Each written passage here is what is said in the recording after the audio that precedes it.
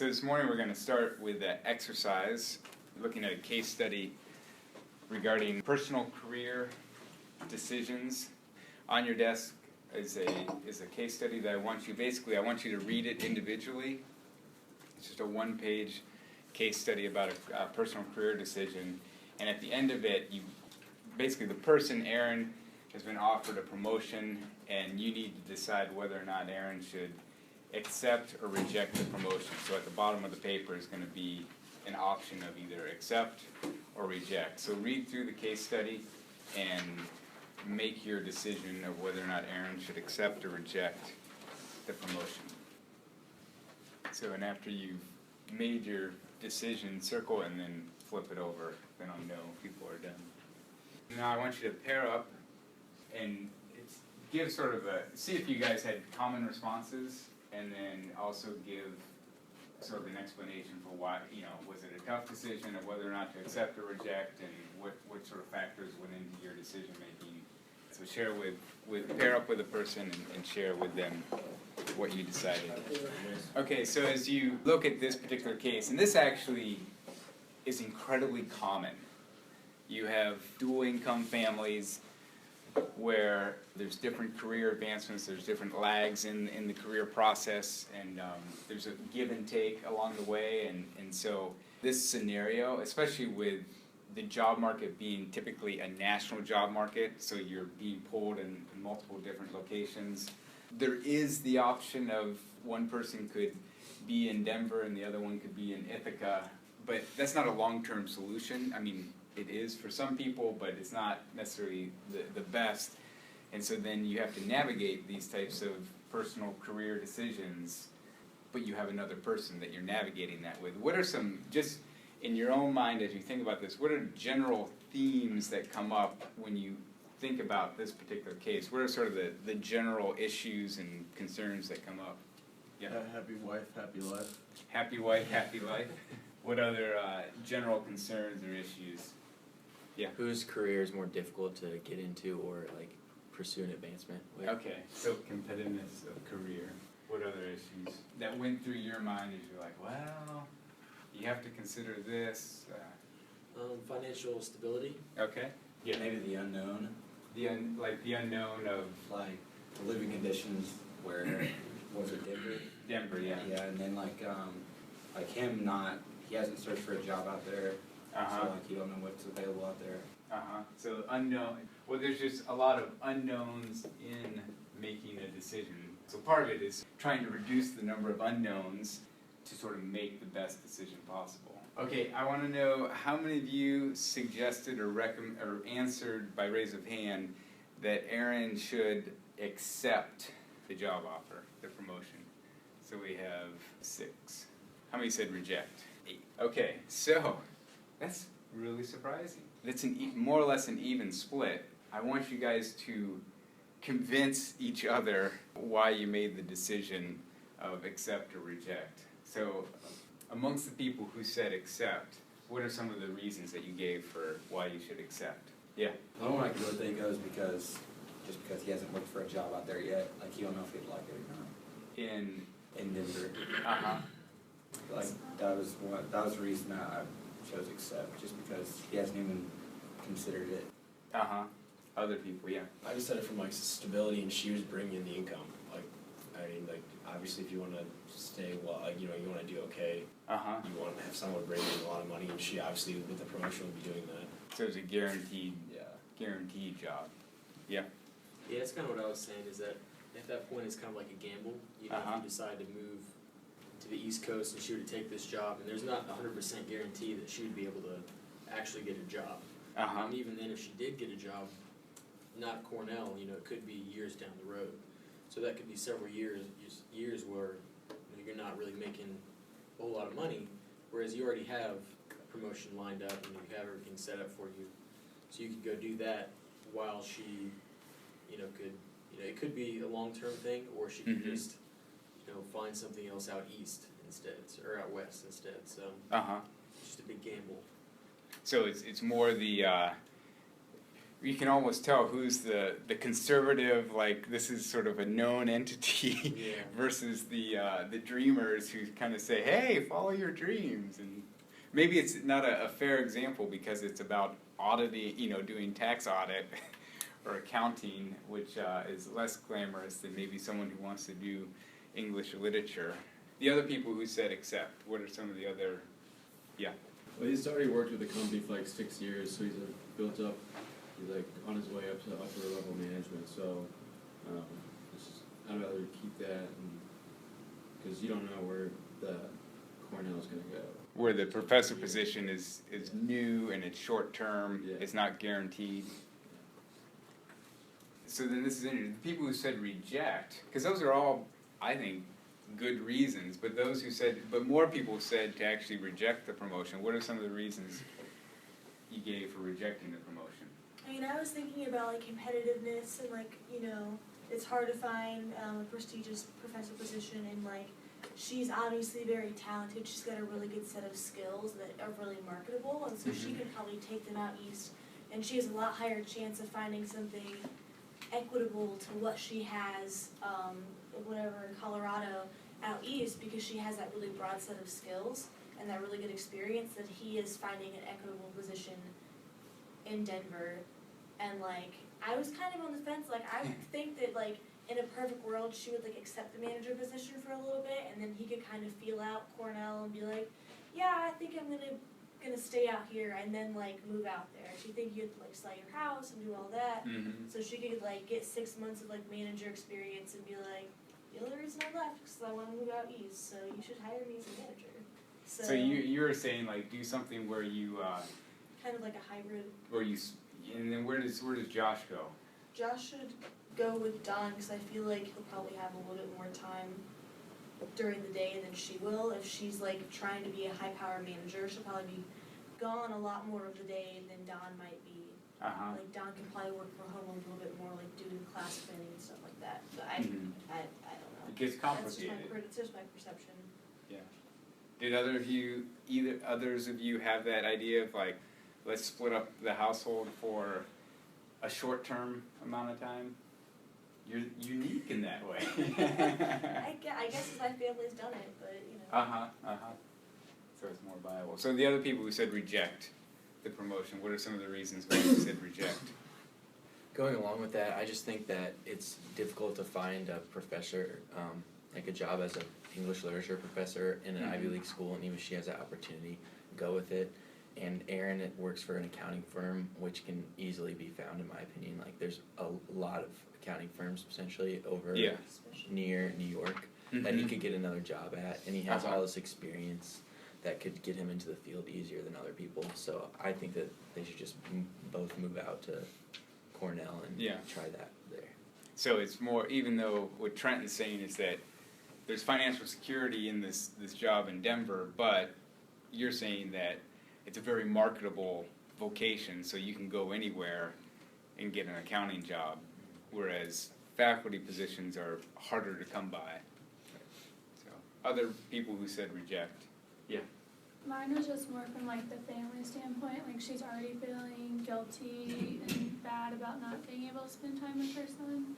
And if she took that job, then she'd have even more less time with her son, and I think that would weigh down on her in the long term.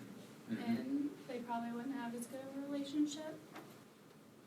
Because she'd be feeling the guilt of... Yeah, and I'm sure her and her husband wouldn't have the best relationship either if he sacrificed his position to move with her, and she already has so much awesome experiences, just like everyone else said, that she could find another job easily. So if we go with Sam's suggestion of sort of doing the hybrid where you live in 2 locations at the same time, I'm curious to know if Josh should go to Denver or Ithaca. So should Josh go to Denver or Ithaca? So those of you who think that Josh should go, if you do this hybrid thing where Erin goes to Denver and Dawn goes to Ithaca, where should Josh go? So those who think that Josh should go to Denver, raise your hand. 2 people. And those who think Josh should go to Ithaca, raise your hand. Wow, 12 people. Okay, so now there seems to be a stronger leaning in one direction. Why? For those who think that Josh should go to Denver, explain why. I mean, it's either, unless she's lived in New York before, going to New York, moving to New York for the first time, being a single parent at that point, that just seems really, really difficult, especially because she's supposed to be trying as hard as she can in order to get a job there. Mm-hmm. Considering she doesn't actually have a job in New York just yet. A teaching assistant isn't exactly security. Yeah. Whereas out in Denver, he's going to be pretty much the top manager at this new branch. He's going to have a lot of resources. He's going to, obviously Denver, Colorado is a lot less busy than New York. So even though it is the father, which I'm sure a lot of people say go with the mom, he's just going to be able to set everything up a lot better. He's probably going to have a nice house out there. He's going to be able to afford daycare, be able to take him. Whereas when she goes to New York, for her to take him, let's say, to daycare, it might be really difficult for her to get all over town. Whereas he, it's Denver, it's not New York. So. Well, and actually, the upstate New York is rural. See, I've never really been. Yeah. That's the thing. I've never been in New York. You just have this image of you're like chaos. I gotta get away. Yeah. Is this like a practice in how people gender like different job opportunities and like gender roles? Because like we both noticed how like the guys tend to switch the two roles and how like Aaron becomes a dude, and then like the one like the professor becomes the wife like, and we're like. He's like, I don't know how that girl's gonna move to New York, and I'm like, the dude's gonna move to New York, but yeah, the woman's bringing home. Wait, the so bacon. Aaron has the promotion, right? People keep like switching the man and the Like woman subconsciously subconsciously like associating tax auditing with the guy, and like the professor with the woman. It says he. It says second his wife, sentence. It also says Aaron and he. Erin, she has worked in Ernst & Young's tax audit division, and she has developed a strong reputation for being a highly competent professional who has great promise in the We company. have different. We have different forms. Oh, really? Yeah. What? Yeah. Oh, That's why I was sitting here wondering Sorry. the whole time thinking. I thought you guys were just gendering people. I'm sorry. Okay, whoops, sorry. No, this is I good. like This is jumped the good. gun. So, Because we were both like, what? so this is actually a true story.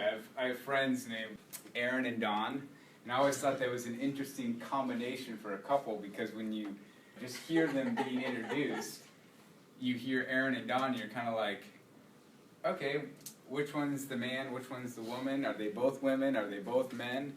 Just because phonetically you just hear Aaron and Don, and that could easily be male or female. Part of this exercise, though, is does gender matter in this decision-making process? It doesn't matter for you as you're thinking through it, and should it? Because this is already a very complex situation, but then when you add the traditional gender roles or family roles into the mix, it can even complicate it more.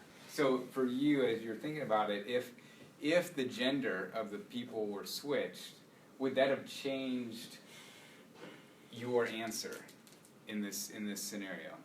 Yeah. I mean, for me, no. It would.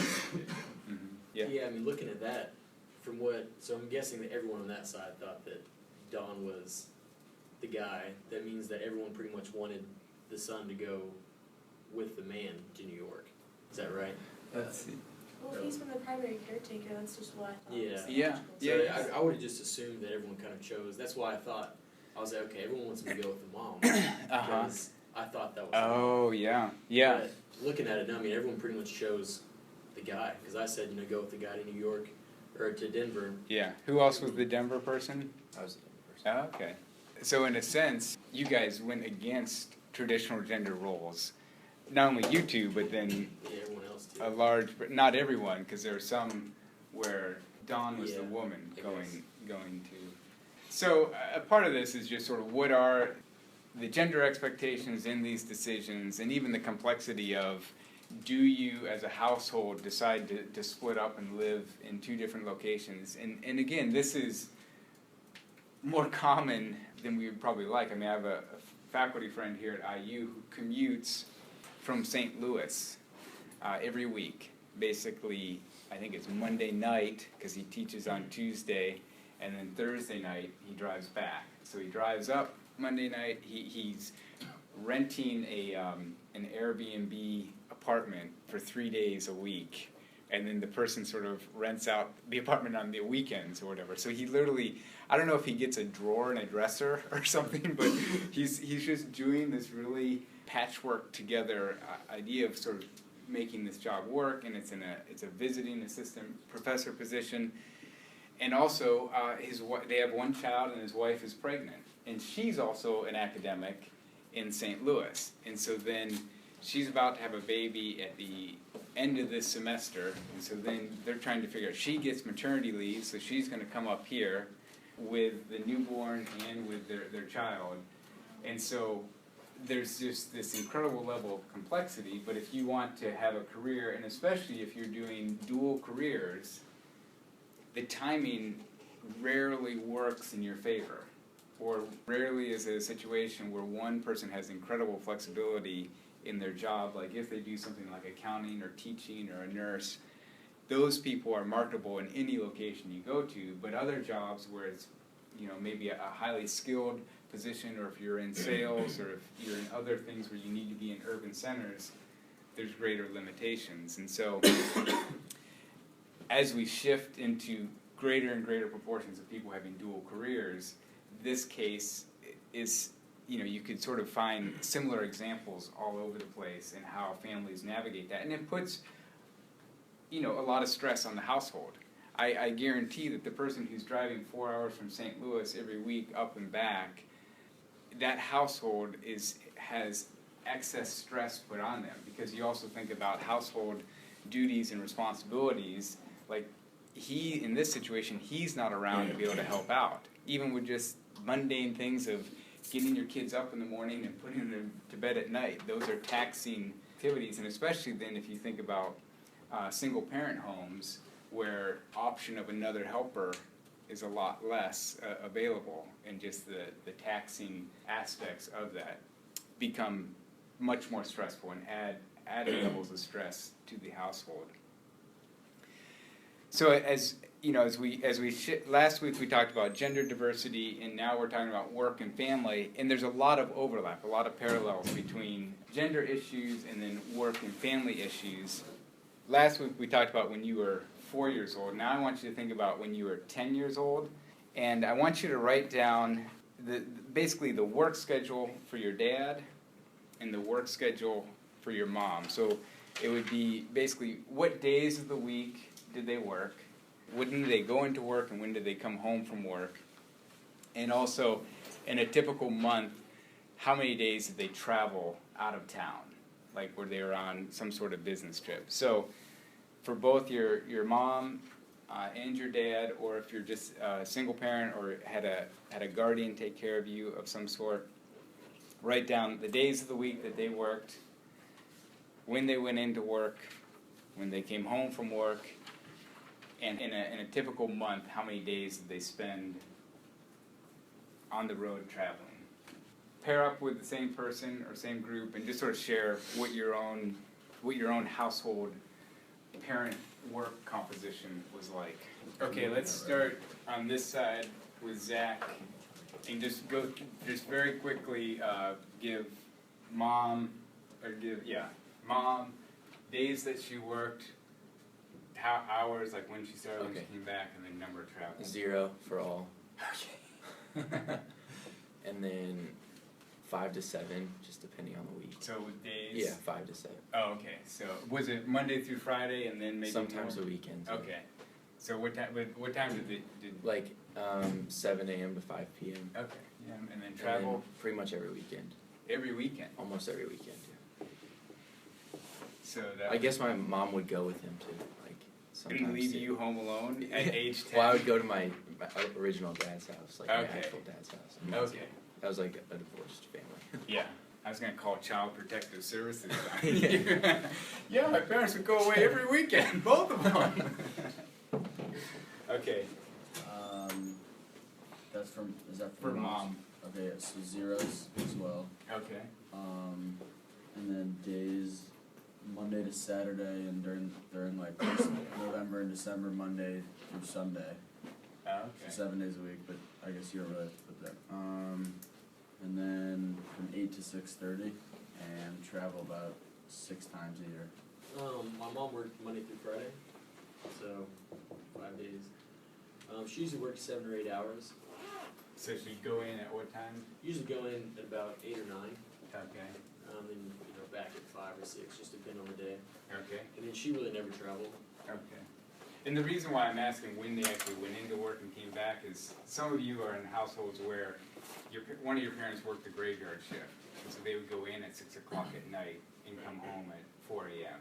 or something. So, and that's significant. Both are 8 hours, but those are very different 8 hours, so.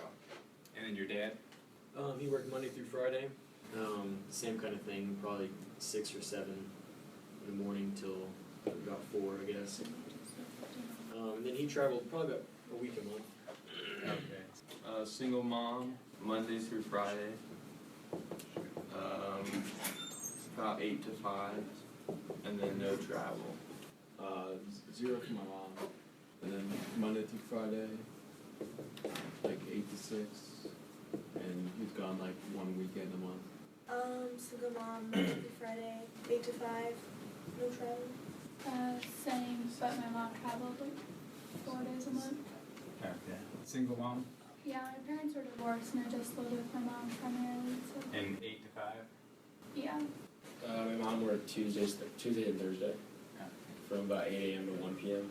and she didn't travel. And my dad was Monday through Friday, like 8 a.m. to 6 p.m. He traveled like 8 to 10 days a month. My mom just had Sundays and Wednesdays off, and worked from 6 to 4, and she didn't travel. And my dad was Monday through Friday, 8 to 5, and he'd travel probably 2 days a month. 2 days a month. My mom was Monday through Friday, 8 to 5, no travel. My dad was Monday through Friday, about 8 to 3, and he'd travel 2 days a month. My mom was Friday, 8 to 5, no travel. And then my dad was Monday through Saturday, 8 to 5, no travel. Monday through Thursday, 8 to 3, no travel. And then Monday through Friday, sometimes the weekends, 5 to 5, and two days. Monday through Friday, 7 a.m. to 4 p.m., no travel. Monday through Friday, 6 a.m. to 3 p.m. And then 2 days, 2 nights a month. 0 across the board for mom, Okay. and then my dad was 8 to 5, and he probably traveled collectively about a week a month. Both my parents worked Monday through Friday, 8 to 5, probably 2 days a month of travel. Okay, so this is a snapshot, I'd say a fairly random selection of households in Indiana, and just sort of looking at the differences in the work roles of mom and work roles of dad. What are some things that just stand out to you in terms of career, vocation, career decisions, and how this might affect competitiveness in the labor market? It seems like women travel a lot less with their jobs, like they're kind of expected to like stay in town, whereas like, some of those guys traveling at Egg every single weekend, like that's a lot of travel. Mm-hmm. So. And so are there any consequences to that vocationally? I would think if you're traveling a lot, you'd probably get paid more. And so like, I could see where there's like a pay difference between like what the typical like dad works and what the typical mom works. Mm-hmm. And do you think there was a conscious decision that a majority of your mom's selected jobs that didn't require traveling? Like when they were looking at, okay, what type of job should I get?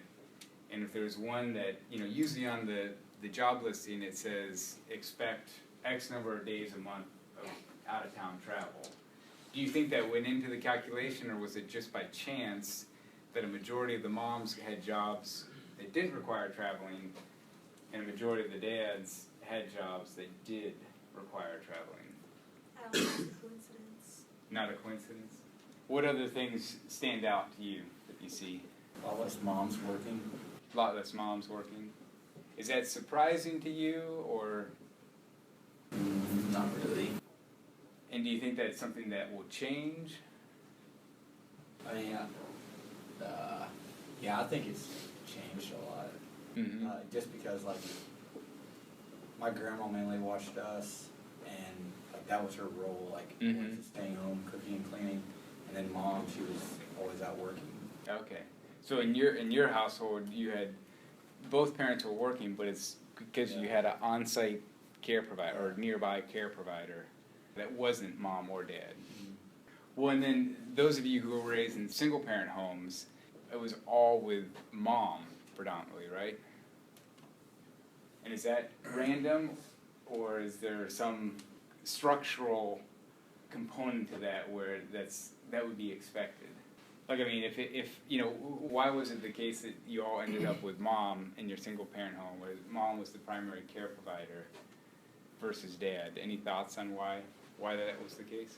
Well, custody, or just depending on what the situation is, like maybe they passed away or something, but typically like custody just is leaning towards the mom in the court system. Mm-hmm.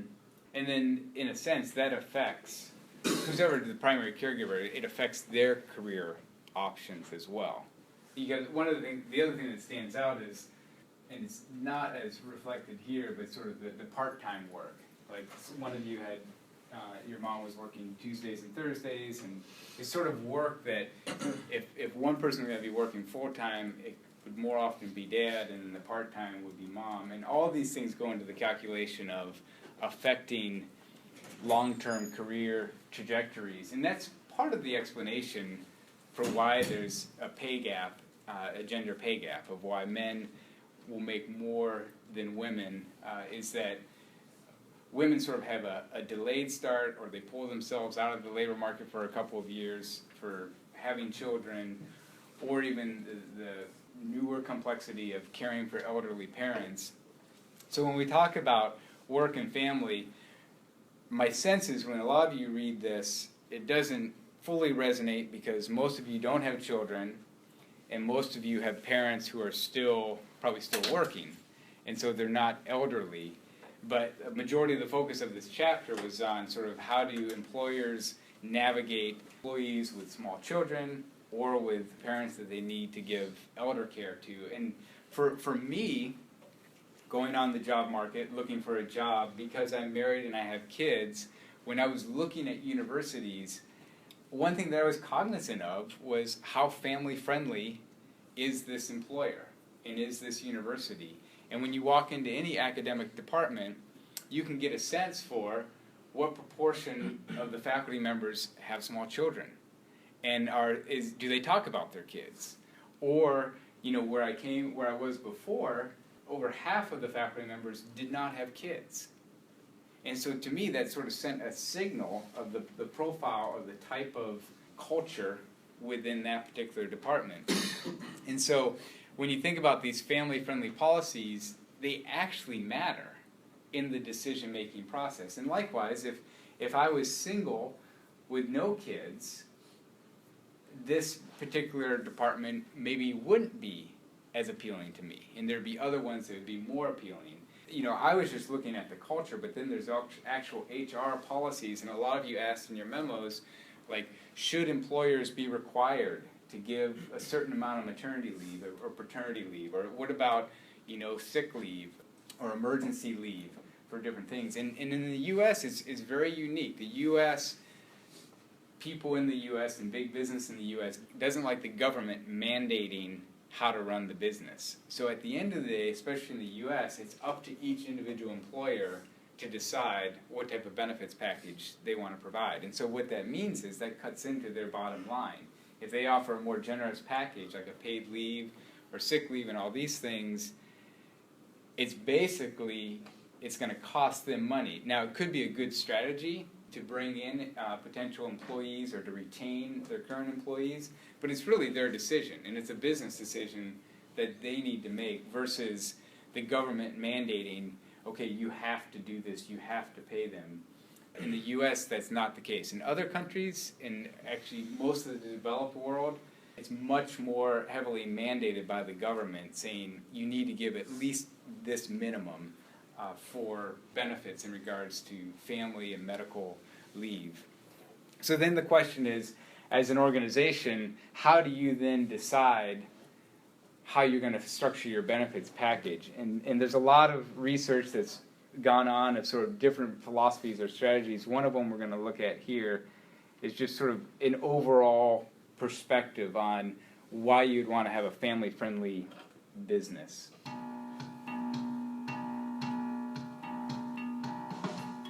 Hi, I'm Ben Black. I'm the founder and director of My Family Care. So the question is, why should employers care about being family-friendly? Well, we distill it down into 5 simple reasons. The first one is flexible working. You can work more flexibly, and the people who have benefited most from more flexible work patterns, well, they're the parents of young children, the parents of school-aged children, and the employees with elderly parents to worry about. Second reason, we call it female leadership. Half the brains in the world are female, and yet businesses are run by white middle-aged men. Get your best talent to the top of the organisation, and you're going to win most commercial battles. The third reason is the gender diversity one. Diversity, businesses finally understood, is a good thing. And if you can find a way to get more decisions being made by men and women, they will tend to make better decisions than men only, or women only for that matter. But get diversity right, and you're going to win. The fourth reason is the external one.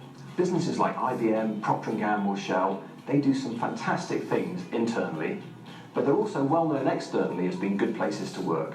And that means they recruit better talent and they recruit it more easily. And finally, the fifth one is the elder care piece, the demographic reason. People are having children later, they're living longer. Far more of us will combine a career with an elderly dependent than have ever done that before. Helping them will become vital. That's it. 5 simple reasons why it pays to be family friendly. So not everyone believes this or shares this perspective, and it's highly controversial because every time a president tries to implement a more generous benefits package, a mandate of sorts, there's a lot of pushback from businesses saying that this will undermine our competitive advantage. And so then each business sort of has to decide on their own what they want to do. And across Fortune 500 companies, there's a lot of variation in different approaches. One of the things that I find very interesting, if you think of it from a historical, sociological perspective, that originally, sort of at the emergence of the Industrial Revolution, these companies were formed. The vast majority of them were formed by men, and they employed men. And so when you think of, they're deciding, how do we put together this organization? How do we put together this business? How do we figure out what the work week is and what the hours are? It was a male-dominated field. And so it naturally would sort of reflect male preferences. And you can think about it in every different industry, or even just the different things that are true across industry, like even what the work week should be, like Monday through Friday, the hours that you should go in, whether or not you should travel or not. It was basically men deciding this. And it's not that it's bad, it's just that it's a social reality that this field of companies and organizations were designed by men, and so they're going to have inherently male bias structures and systems in place. Because, it's natural. When you're designing something, you think of yourself and what would be optimal for you. And so now then, sociologically, there's a shift where a greater and greater proportion of women are entering into this workforce and working within companies, but they're entering into a company that has male bias in its policies and practices. And so then they bump up against it because now they're requesting something like maternity leave, paid maternity leave, And the owners are saying, well, that's new for us. We never had that was just a non-issue before. We don't even have anything in place, and in fact it seems like you're asking for something like a special benefit or something extra. But if you think about it, it's just because the companies were designed by men and the policies in place would address male-related issues. And so the challenge then for these companies is to sort of step out, especially if they're still run by men, to think about, well, what are ways that we could redesign our company or our policies such that it would be more appealing or conducive for women and families or dual income families. But it's really hard because if for the past 100 years you've operated this way and then someone comes in and says, no, I think we should change this, there's a natural reaction to it of like, well, why should we change it? Unless there are women in positions of leadership who have influence over these policies and decision making, then there's a greater likelihood of having more family-friendly policies because they're feeling the day-to-day brunt of unfamily-friendly policies. And if you think about it in the sense of women entering the workforce, typically when they enter the workforce, it means that they're going from a single income family to a dual income family. And what that means is both parents are working. And so now all of a sudden these things that were non-issues, like what happens if my kid gets sick, there's no longer another care provider that can take care of the kid. And so that's where it becomes an issue. Because before, when it was just one person working, it's typically the dad wasn't coming into the office saying, my kid is sick, I need to leave, because there was someone else at home who was already taking care of that. But the impression is, now that the woman comes into the workplace and says, my kid is sick, it seems like, again, that the woman is asking for special benefits that the men never asked for. But it's because of the social dynamics within the household when it was just one parent working. So women, in a sense, get put in an unfair position or posture of saying, why are you asking for these special benefits? When in reality, it's a household issue now. If both parents are working, it's a household-related issue. So a couple Fortune 500 companies that are beginning to sort of think creatively about adopting family-friendly practices have been making the headlines and sort of, I would say they're experimenting, they're trying. And also they're getting input from a wide variety of their employees to say, well, what would help to make this company more family-friendly? And two of them are Ernst & Young and Qualcomm, and these are more or less like promotional videos of how they would recruit employees. But as we watch it, I want you to just sort of look at the different policies that they're implementing and identify what are the specific ones that they're implementing and whether or not you personally, if you were running the business, if you would adopt such a practice. EY was the first among the Big Four firms to adopt a fully paid parental leave program. Each year, more than 1,200 of EY's employees take paid parental leave, and more than half of them are men. And we know our people have choices, which is why we've created a culture that supports them and helps them succeed both personally and professionally. At Qualcomm, we know that family is anything but predictable, and growing one through adoption is expensive and time-consuming. We offer financial and time-off support for those adopting. And benefits that help ease the burden during difficult times. When our one-year-old was diagnosed with cancer, our world came crashing down. It was a parent's worst nightmare. It was a really, really traumatic experience for our whole family. We have 4 other kids at home. We were worried about how we were going to pay for treatment. I mean, you hear a lot of stories of people who are completely broken by the medical system, and our insurance covered everything. Qualcomm was fabulous. They were really flexible about Chris's work. He worked from the hospital room, he worked from the hotel room when we were traveling for her surgery. Today she's 3 years off treatment. She does everything that a 4.5-year-old would do. She's amazing. You saw Violet, she's great.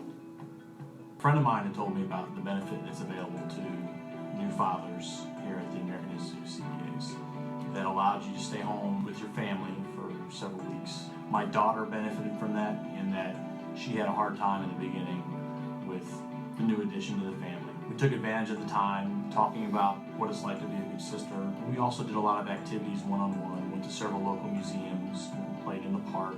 The benefit really allowed me to help my daughter to adjust, and I feel like it really gave us time to bond together as a family during the time that we went through. Innovative benefits are a hallmark for North Carolina family-friendly 50 companies. Several offer employee assistance programs which help parents balance family and career. Alston and Berg has a catastrophic leave sharing benefit. It allows coworkers to share their PTO with other employees who are facing devastating illnesses of family members. They might be facing financial crisis if they did not have this benefit to fall back on. My daughter, Casey, had a really bad car accident. They told us in the emergency room that we were probably going to have to amputate her arm. She had torn everything away from the elbow up. But luckily, after a full night of surgery, they were able to save her arm. But they told us that night that she would be there at least a month. And she needed her mom. She needed me there, and I needed to be there. I called Claudine, and she said, "Do not worry about it." And within a day, they had over 30 days donated. There was one woman here that I had literally probably passed in the hall a couple of times and said hello. She donated a week. It really touched my heart. I think what I like about some of these examples is it displays the creativity of the owners and also sort of the sensibilities of there's a variety of complexities that we encounter in the household, but if it doesn't sort of fit within the norm of sort of this is typical, then it gets overlooked or ignored or minimized. And so as you watch this video, what were some of the policies that stood out to you, like the family-friendly policies that you hadn't thought of before, but you're like, okay, that's a potential policy that if I was running an organization, I could implement? I mean, just giving both men and women like maternity leave. Okay, so maternity and paternity. What else? Having like flex time. Okay. Flexible hours, so you could work like 4 to 10 hours instead of 5 and have 1 day off. Uh-huh. What other ones did you observe from the videos? There at the end, it was kind of cool if like some kind of type of disaster or something were to happen to somebody, they can donate. I'm assuming it was like their built up sick leave or like vacation time. Yeah. You know, I had a high school teacher who's a physics teacher. He'd been there for like 30 years, and he's like, I have over 300 sick days stored up. And he was very proud of it. He's like, and what I'm going to do is one year I'm just going to take sick leave the entire year because I've saved up enough to take off the entire year. And it was just kind of an interesting thing because you knew he would actually never do that. But in this scenario, he just didn't get sick. And so he had a surplus of sick leave days that were basically never going to be used. And so with a policy like this, in a sense, the company had already spent those sick days because they've distributed them, but then allowed the employees to donate them or reallocate them to other people. A similar thing could be with healthcare benefits. If you're married, oftentimes both you and your partner get health benefits, but if you're single, only you get the health benefits. But what if you could, quote, donate those health benefits? You know, sort of everyone gets a set of health benefits, and if you're single, you can decide, you could donate those health benefits to someone else outside of the company, or thinking through creative ways. Now, even this donating the sick leave, I say that the company's already paid for it, but they've also calculated what proportion of people are actually going to use the sick leave days. So in a sense, in their mind, they're thinking only 40% of the sick leave days are going to be used, whereas if they offer a donation policy, they can expect that 70 or 80% of the sick day leaves are going to be used. And so it isn't as straightforward as, well, they're just sitting there. But I think it's a very creative thing. And, one of the first companies that I worked for, they ran their health insurance internally, so it was a communal system where basically all the employees paid into it, and then you got benefits back out. And so at the end of the year, all of the health expenses had to match what the employee contributions were. And so the end result was that a young male is typically the one who costs the least amount for health insurance. We just have, young males have the fewest amount of health expenses, partially because they just don't go to the doctor, but also just they tend to be healthier. And so in a way, I was actually paying a premium, like part of my pay was going towards the households that were they're married and had kids, where their medical expenses on average were a lot higher than me as a single male. I didn't pay as much as they did, but I know that I paid more than what I was getting out of the system, or like my benefits weren't as good if I was married and with kids, because I would be sort of paying less but getting greater benefits out of it. Part of the thing is do you involve the employees in this decision-making process? One neat thing about the donation approach is the employees are giving up something valuable, but they're doing it voluntarily versus it having be mandated. And so the same thing with maternity leave and paternity leave, it's sort of thinking through creatively, what are ways that we can make this more family-friendly? And I think if you're a prospective job candidate and you hear about this creative package, even if you don't plan to, like, say one of the options was providing time off for adoption, even if you don't plan to adopt, I think it would signal to you, hey, this is a family-friendly place. This is a place that actually is thinking about family scenarios and is valuing the family, and there's probably a correlation between having flex time and doing things like having the adoption policy or the catastrophic insurance plan that would sort of signal to to potential job seekers, hey, this is a place where if I actually have long-term goals of having a family and having some semblance of work-life balance, this type of company would probably be more appealing than another company that doesn't have similar policies. So as you enter the workforce, you're probably not going to be entering it with kids. You might be entering it married, but everyone that you're going to be working for has a family and is at different stages in sort of the family development continuum. They all come from families, so they're going to have parents who are aging, and then they might have kids of their own. And what's interesting for me is it's an ebb and flow. So right now, your family responsibilities are at its lowest it'll ever be. And it'll sort of increase if you choose to get married, if you choose to have children.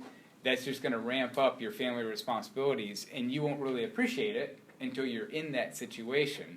And then you'll be like, oh, wow, I wish I was more sensitive to the fact that when someone has a newborn child, there's real demands that are put on both sets of parents. And also, then at the stage where parents become elderly, there's real demands put on the parents caring for two sets of elderly parents. And so, even though right now it might not seem relevant or important, it is something that is a reality for most of us in this room, that family responsibilities will increase, and at different levels and at different seasons. So then the question is, should organizations be obligated to accommodate for these types of scenarios? So in a sense, there's part of the shift when you have dual career households where you have both parents working, that sort of surfaces a lot of these issues with sick leave, with maternity leave and paternity leave, and it's asking organizations to shift their policies to make them more family friendly. And my question is, and basically what it is asking them to accommodate for an increase of women coming into the workforce, but more so an increase of dual career families. So it isn't women that are causing this, and I think it's important to understand this. It's not women who are causing pushing up against the policy or the system. It's the shift from single career families to dual career families. That's what's causing this.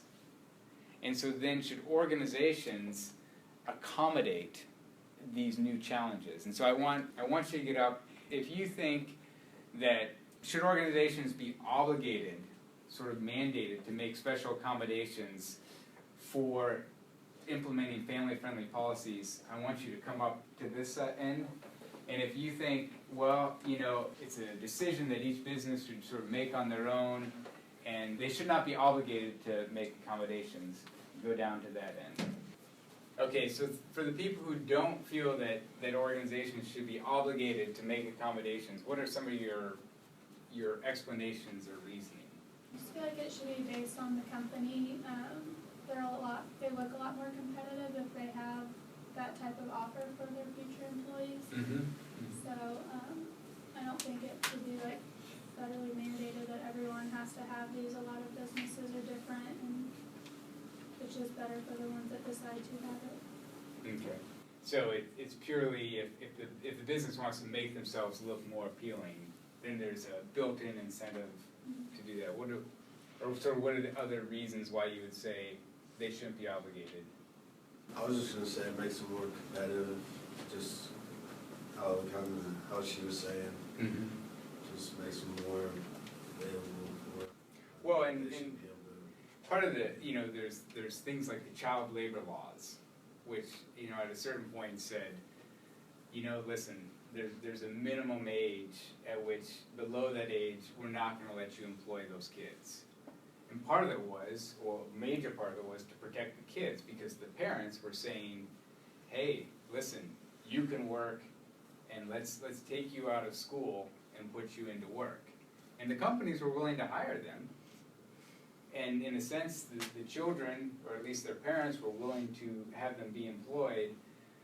But the government came in and said, listen, we need to protect children from being exploited and taken advantage of, and sort of ways that are undermining their long-term potential development and careers. And so it's not unforeseen, or it's not all bad to have government mandates or regulations. It's to protect people who have the greater potential of being exploited or marginalized by the system. And the same would be, I think it is good to say, well, yeah, well, if the company wants to be competitive, then this would be a way that they could signal it. But there's a lot of companies out there that would simply say, I'm going to extract as much as I can from the employees without sort of care or consideration for their well-being or the stability of their household. And so then it's like, what do you do with those types of companies or those types of industries? So in some industries, it's a competitive market and it's hard to get employees. But in other fields, there's an oversupply of employees, and so then it gives the company an opportunity to exploit the employees and sort of saying longer hours. I mean, like, the other thing is sort of the amount of shifts or overtime pay. A lot of companies are not necessarily obligated to pay overtime, so then they just sort of stretch out the amount of time you can work. Or the other one, if you guys have worked retail, the company basically says you need to be on call. So if you're working for a clothing store and you want to get your 40 hours a week, but the company says, well, you know, demand sort of ebbs and flows, and so I need you to be available to work on Saturday, and I might call you to come work. And if I do call you, I'll call you at like 10 a.m. and say, come on in, we're going to need you, but only until 1 p.m. and then we're going to send you home. And you're sitting here thinking, okay, I need the job, and I'm kind of being backed into a corner because if I say no, then they're just going to go hire someone else, but I also need the hours. And also, I really don't like this idea of it's a Saturday and my friends are all going to do something and they say, do you want to come? And I have to say, well, I want to, but I have to work. Maybe. Actually, I won't know until they call me. So then you sit there and say, well, that business has a policy that's not very competitive or employee-friendly, but there's such a high demand of people wanting that job that if I say no to that job, then someone else is going to take it. Is that a good, sustainable system for a broader society?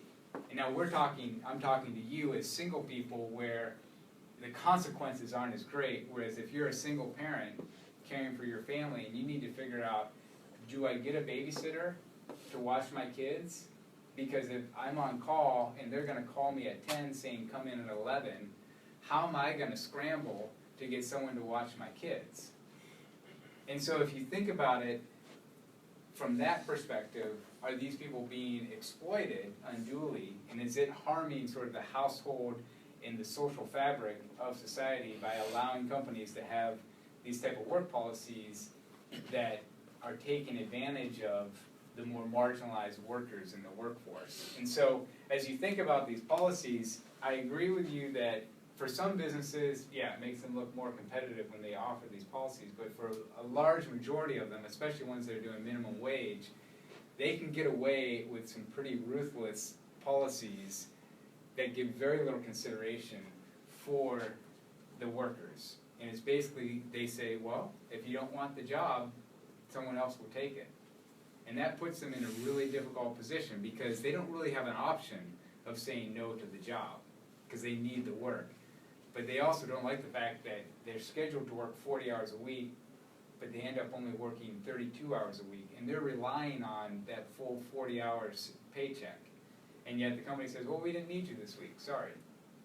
So on Thursday, we're gonna pick up where we left off and talk more about work and family.